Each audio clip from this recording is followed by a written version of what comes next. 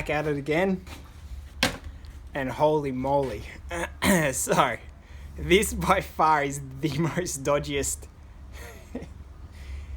the dodgiest project I've done.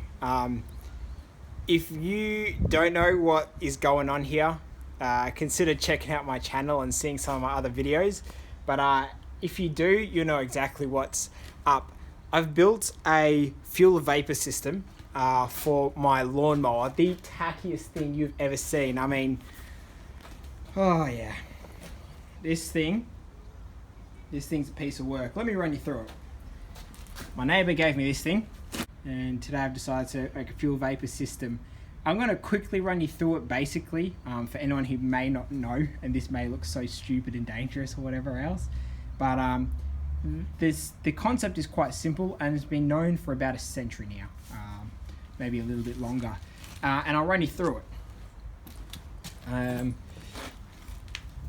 Internal combustion engines, right? Essentially all the engines that we have these days, they work by spraying liquid petrol or liquid diesel in there. To be honest, I don't know a lot about LPG, but they spray the liquid in there, and essentially what happens is we call it liquid, but really what's happening is as the liquid's sprayed in, whatever of that liquid is sprayed into the combustion chamber vaporizes, and whatever makes vapor then ignites, because you can't actually light, like liquid doesn't actually burn, it's actually the vapor that comes off it.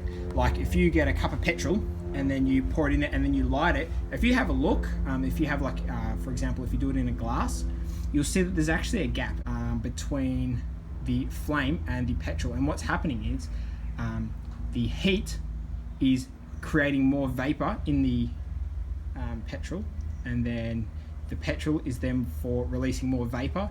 The vapor is then burning, which is creating more heat, and the cycle continues. But that actual liquid won't be on fire. There'll be a bit of a gap there because that's the vapor that's being created. And what we're doing here and what the experiment has been is, can you run engines off not liquid but vapor? And I've proven that before. Like I said, check out some other videos, but this is my contraption. So what happens is I got petrol inside here. It's only about probably that much, so not a whole lot. And usually what you do is you have little pipes that go into those 3 holes down to the bottom, like a little tube. It goes down into the bottom, and then what happens is when the engine is running, it sucks air in through the pipes down to the bottom of the chamber, goes submerged underneath the petrol. Then as the air comes up, it sucks it through the tube in the middle, and you create a vacuum essentially. And then that air that comes in that gets submerged under the petrol is then vapor, which is the petrol vapor mixed with air, and you get the right mixture, right? And then this brings in the air fuel mixture. It therefore goes into the carburetor. I still have my original fuel on here and original fuel lines, and just in case people want to be real tricky with me, I can show ya. There, right is on, and clearly this trigger was on the left, and you see I haven't touched that at all. So that's been fully turned off. Now the beautiful thing is I haven't even had to change anything about it. Just turn the fuel off, and I've just taped that on nice and Dodge. And so yeah, that's what happens. Now that what I described to you is a cold vapor system. So what's happening is, like I said, it's just cold air going into the fuel, mixing up, and then the air fuel mix is there going in, it's then going into the engine. But what happens is, as it's vaporizing in that and doing it in this way, this vacuum way, the petrol gets really cold. And the colder the petrol gets, the less vapor it makes. Therefore, your air fuel mixture won't be adequate, and then it won't run. So what I've been trying to do, and what I am going to do in my car, and again, if you've been watching my videos, you already know what I'm already about, but I'm explaining it for anyone who may not know. What you want to do is heat this liquid up, this petrol, and get it to sustain a certain temperature, so that as it's vaporizing and having air going through there, it's not going below that temperature threshold that allows it to make adequate vapor. So it's bloody loud because my muffler one day just rattled loose and fell off, and I thought, I lost a screw. Like, I was cutting grass and I lost the bolts and I couldn't really put it back together, and I went bugger it, so I've been using it without a muffler, which is why it's so damn loud. But all I've done here, oh yeah, that's cool to the touch now. Nothing fancy, I just shoved it in there about, 10 mil. Bolted that up just so it's approximately in place. I mean, it's nothing crazy. A lot of fumes still come out here, but I would say, I don't know, at least 40% of it comes through here into the pipe, then goes into the bottom. I've just done a little join there, and essentially this here and that there is the same tube. It goes down, it does a coil or 1.5 coils, and comes back up. And then when I put my hand over that, when it's running, I can feel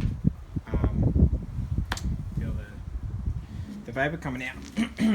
And that's pretty much it. Again, I'm just explaining it for anyone who may not know about vapor systems, but now you do. So this is my incredibly dodgy system that I built, and I'm going to go and cut my grass with it now. But I'm really excited because every test that I've done and every system that I've made has been cold, and it works for a certain time. But as the engine continues to run, like I said, I've done it on my car, the liquid gets too cold and it just doesn't work anymore. So now, for the first time, I've actually added heat, not external heat, but heat provided from the exhaust.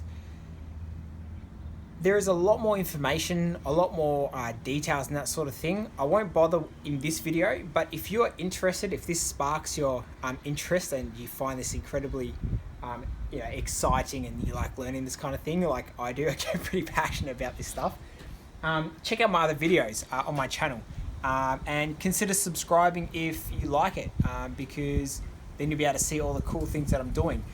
Big goal here, end game, is building a vapor system that works and is easy to make. You can just go to your local parts store. It'll probably be predominantly Bunnings, and then Aussies can go out and build it themselves, and we can start doing good for the planet. Because I didn't mention earlier, but running it this way, like when you light your barbecue or your stove inside your house, when it's gas form and you burn it, 100% or something like 99.8 or 99.9% of that gas gets burnt. Whereas with the petrol, it doesn't. That's why we need catalytic converters, but we're still getting all these toxins coming out of the exhaust, etc., etc. Check out other videos.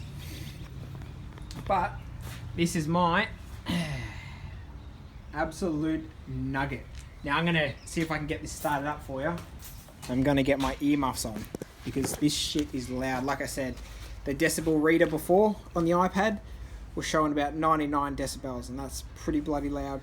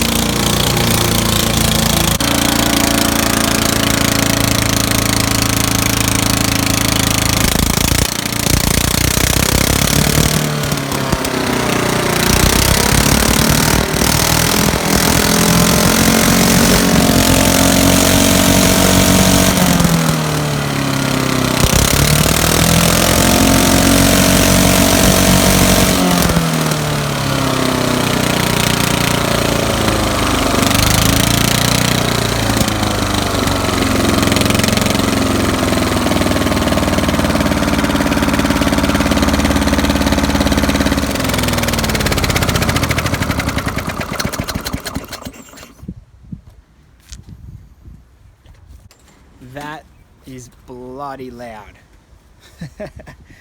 Oh man. Luckily my neighbours know that I run a YouTube channel, and they know some of the videos and the tests that I'm making. They're quite interested themselves, so they give me a little bit of grace for all the noise I make. But you've seen, I mean, I've just rigged it up, real bodge. Like I said, this is the dodgiest thing I've ever made. I mean, look at this thing. You know, it just looks terrible. And, you know, I've just cut, you know, all the grass in here. Camera cut out right when I was doing this bit, but this grass was really quite high. Like, I cut my grass real long, and it was like probably 3 or 4 times longer, and it just minced through.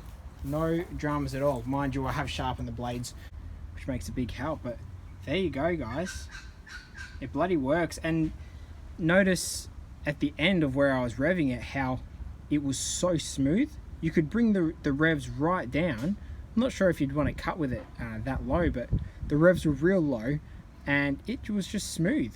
It was just plodding along nicely, and that's what people say the whole deal is with Vapour. It's like, it's just silly that all of our engines aren't running off it. You get better fuel economy, you get less emissions and all types of toxins that are killing the world, and your engine runs smoother, and it has more power. And when your engine runs smoother and cleaner, and it's not getting a whole bunch of carbon in there that's building up, components last longer. They say you change your oil less, change your spark plugs less, because everything's just running really clean and really efficient. So it's a bit of a long video, but I had to show you guys this thing that I built. I'm going to go cut the rest of my grass, but this is just giving me a bit of a new kind of inspiration to take this system and put it into a car, get it heated by the exhaust somehow, or by some other means, possibly electric, you know, electric induction heating, something like that. But yeah, that's it, guys. Thanks for watching the video, and I hope it's interesting. I hope you find this kind of stuff intriguing and stuff like I do. I bloody do as well. And yeah, that's really all. If you like this video, guys, give us the thumbs up. That really helps me out and helps other people that are interested like you find my stuff. And put your comments below too. If you find something interesting, if you wanted to know something more about it, whatever, feel free to get in contact and put those in there. And the last thing is, if you like this stuff, if you're interested in it, I'm going to be putting out videos just like this. DIY, Vapour fuel systems, just cool stuff with life and motors and engines and cars and all that good stuff. So I'll catch you guys in the next video. Thanks for watching.